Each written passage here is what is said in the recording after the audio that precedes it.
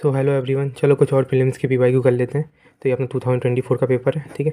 तो इसमें एक क्वेश्चन देखो आखिरी के, ठीक है। तो recently Venezuela has achieved a rapid recovery from this economic crisis and succeeded in preventing its people from the immigration to other countries. तो अभी ये न्यूज़ में चल रहा है कि वेनेजुएला अभी भी इकोनॉमिक क्राइसिस में चल रही है और एक काफ़ी करंट का टॉपिक है और 2-3 साल से लगभग क्राइसिस में चल रही है। तो पहला स्टेटमेंट तो गलत है यहाँ पे।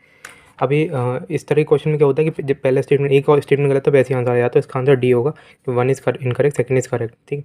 मैंने इसका सी मार्क किया था कि मुझे लगा कि सेकंड स्टेटमेंट देख लेते हैं। Venezuela has a world largest oil reserve, तो मुझे लगा शायद यूएसए या रशिया में होंगे, इसलिए मैंने सेकंड स्टेटमेंट गलत किया था। लेकिन ठीक है, इसका आंसर डी है, मतलब सेकंड वाला सही है। वेनेजुएला में सबसे ज़्यादा रिजर्व्स हैं अपने, ठीक है, ऑयल के।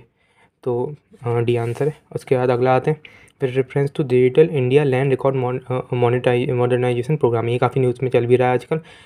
तो अपन लैंड रिकॉर्ड है उनका डिजिटलाइजेशन कर रहे हैं, ठीक है। तो इसमें क्या क्या है statement to implement the scheme central government देगी 100% फंडिंग, ठीक है। पहला मुझे गड़बड़ लग रहा था, इसलिए मैं 2 और 3 मार्क किया। लेकिन फिर बाकी स्टेटमेंट पढ़ लेते हैं। अंदर the scheme cadastral maps are digitise. तो कैडेस्ट्रल मैप का अगर अपन हिंदी में देखें तो ये होता है भू संपत्ति, ठीक है। तो भू संपत्ति मतलब वही लैंड की मैपिंग करेंगे। तो हाँ, तो सेकंड स्टेटमेंट थोड़ा सही लग रहा है मुझे। उसका थर्ड वाला देखें, an initiative has been undertaken to translate the record of right from local language to any language recognise by the constitution of India. तो हाँ, ये गवर्नमेंट कर रही है कि लैंड रिकॉर्ड को मतलब जितना ज़्यादा लैंग्वेज में ला सके उतना ज़्यादा बेटर है, जिससे लोग इजीली लैंड रिकॉर्ड को असेस कर पाएँ हर लैंग्वेज के। तो ये तो गवर्नमेंट कर रही है काफ़ी टाइम से।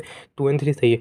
अब पहले वाले में जब मैंने चेक किया तो पहला वाला सही है और 100% फंडिंग है इसमें, और ये तीनों स्टेटमेंट ही सही है। 2 और 3 नहीं, इसका 1, 2, 3 आंसर है। लेकिन मुझे लगा कि शायद 100% फंडिंग ना हो, स्टेट भी कुछ अलग फंड करे इस तरह से, ठीक है। अगला क्वेश्चन देखते हैं। विथ रेफरेंस टू प्रधानमंत्री सुरक्षित मातृत्व अभियान, ठीक है। तो the scheme guarantees minimum package of antenatal care वगैरह ये सब लिखा है। And 6 month post delivery health care to any, मतलब कोई भी गवर्नमेंट इंस्टीट्यूशन में थोड़ा ना मिलेगा हेल्थ केयर। जहाँ पे गवर्नमेंट रिकॉग्नाइज करे वहाँ पे मिलेगा हेल्थ केयर, तो पहला गलत हो जाएगा। अंदर the scheme private sector can volunteer, हाँ तो वॉलंटियर तो कर ही सकते हैं, ठीक है, पार्ट लिख सकते हैं। तो ओनली इसका आंसर हो गया। अगला क्वेश्चन देखें तो प्रधानमंत्री श्रम योगी मानधन योजना। तुम देखो 2 क्वेश्चन लगातार अपने उस पर आए हैं, क्या बोलते हैं, स्कीम्स पे। तो इसमें लिखा है एंट्री की एज है 21 से लेके 40 साल तक। तो एज में ये नंबर में यूपीएससी खेलता है। यहाँ पे 18 है, 21 नहीं है, मिनिमम 18 है। तो यहाँ पहला स्टेटमेंट गलत है, ठीक है। मुझे लगा भी था पहला गलत होगा। दूसरे में age specific contribution shall be made, ठीक। तो ऐसा होता है कि जितनी ज़्यादा एज होगी उतना ज़्यादा कंट्रीब्यूशन देना पड़ेगा, क्योंकि उतना ज़्यादा ही अपना इंश्योरेंस कॉस्ट जो है बढ़ जाएगी, क्योंकि ठीक है। तो सेकंड अपना सही है।